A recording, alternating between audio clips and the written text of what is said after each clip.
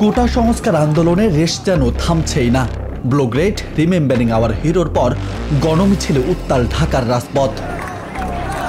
সরকারের প্রতি শিক্ষার্থীদের ৯ দফা দাবি বাস্তবায়নের লক্ষ্যে এসব কর্মসূচিতে ব্যাপক সমর্থন মিলেছে সাধারণ মানুষের।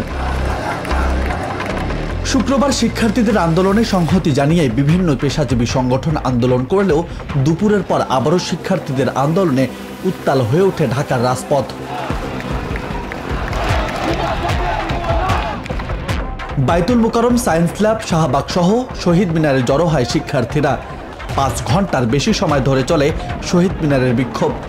এখানেও যোগ দেয় অভিভাবক ও শিক্ষকরা। এদিকে চট্টগ্রাম ও খুলনায়ও আন্দোলন করেছে শিক্ষার্থীরা। খুলনায় ছাত্রলীগ ও আওয়ামী লীগের নেতাকর্মীদের সাথে ধাওয়া পাল্টা ধাওয়ার ঘটনা ঘটেছে শিক্ষার্থীদের।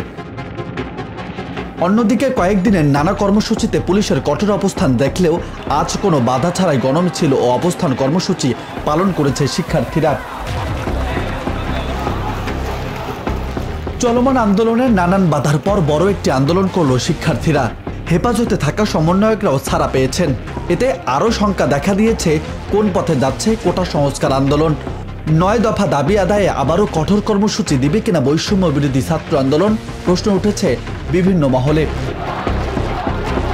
রাজু আহমেদ, বার্তা 24।